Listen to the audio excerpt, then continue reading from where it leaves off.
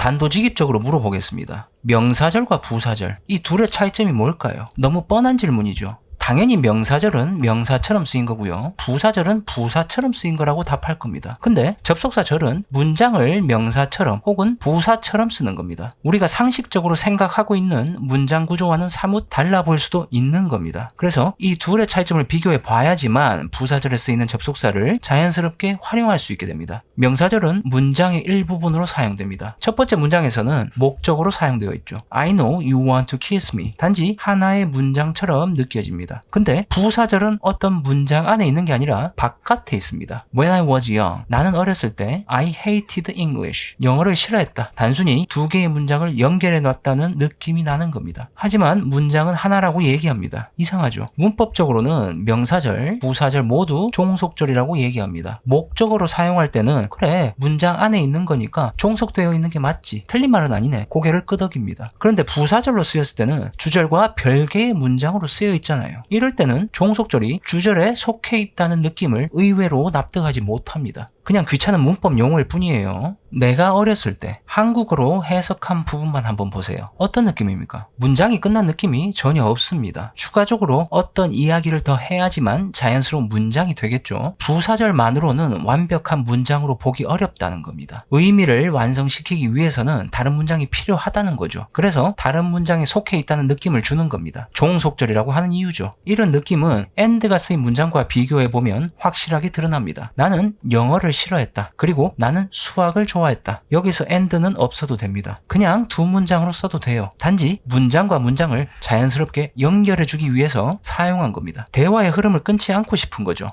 when이라는 접속사를 사용한 구조와는 전혀 다른 겁니다. 이제 주절과 종속절의 느낌이 어떻게 다른지는 잘 아시겠죠. 그렇다면 왜 부사절이라고 하는가? 당연히 부사의 성질이 맞는지 확인해보면 될 겁니다. 먼저 해석의 관점에서 보면요, 내가 어렸을 때 난 영어를 싫어했어. 문장 전체를 수식한다는 느낌이 납니다. 부사처럼 쓰인 거죠. 두 번째로 구조의 관점에서 보면요, 문장의 앞, 뒤에 사용 가능합니다. 어떻습니까? 해석과 구조 모두 부사의 성격을 그대로 보여주고 있습니다. 이제 부사절에 대한 감이 어느 정도 잡히시죠? 이 개념만 알고 있으면 단어의 뜻만 외워도 대화를 하거나 장문을 할 때 모두 기본적인 활용이 가능해지는 겁니다. 문법책에서는 부사절을 몇 가지로 분류해서 가르치고 있습니다. 시간, 조건, 양보, 이유, 목적, 뭐 이런 의미를 기준으로 나눠놓은 겁니다. 억지로 구분할 필요는 없어요. 부사절로 쓰이는 접속사들이 은근히 많기 때문에 외우기 쉽도록 분류해 놓은 것 뿐입니다. 그렇다면 오늘 이걸 다 설명할 거냐? 당연히 안 합니다. 인터넷에서 부사절의 종류라고 검색을 한 번만 해보시면 엄청나게 많은 자료를 확인할 수 있을 겁니다. 굳이 여기서 아까운 시간을 버려가면서 제가 얘기할 필요는 없다고 봅니다. 근데 한 가지는 짚고 넘어갈 게 있습니다. 단순히 외워서만 쓰는 패턴이긴 한데 그 원리를 이해하면 외울 필요가 없는 내용입니다. 시간 조건 부사절은 현재가 미래를 대신한다. tomorrow, 내일이라는 뜻의 단어가 나오고 있는데도 불구하고 부사절에는 will을 쓰지 않고 있습니다. 주절에만 will을 쓰고 있죠. 시험에도 자주 출제되기 때문에 학교나 학원에서도 지긋지긋할 정도로 반복해서 가르치는 내용입니다. 근데 왜 이렇게 쓰는지는 가르치지 않습니다. 그냥 법칙이라고 얘기하는 거죠. 무지성으로 외워서 쓰는 겁니다. 근데 저는 예전부터 항상 이상했어요. 이게 왜 법칙이지? 너무 당연한 거잖아요. 상식적으로 한번 생각해보자고요. 한국어 해석으로 미래를 나타내는 will은 무엇 할 것이다 라는 해석을 합니다. 근데 시간 조건 부사절에서는요, 그렇게 해석하면 말이 안 됩니다. 내일 비가 올 것이라면 밖에 안 나갈 거다. 집에 도착할 것이면 나는 너에게 전화할 거다. 개소리죠. will이라는 의미를 접목시키면 해석이 말도 안 된다는 겁니다. 그냥 현재형을 쓰는 게 자연스러운 거죠. 제 주관적인 관점에서는 굳이 이걸 따질 필요가 있나 싶어요. 그럼 여기서 한 가지 의문이 또 생길 겁니다. 아니 그건 한국어 해석이고 미국인 입장은 다를 수도 있잖아. 맞아요. 한국식 사고와 미국식 사고는 다른 경우도 많습니다. 그래서 미국인 입장에서는 will을 쓰지 않는다는 게 어떤 느낌인지 챗GPT에게 한번 물어봤습니다.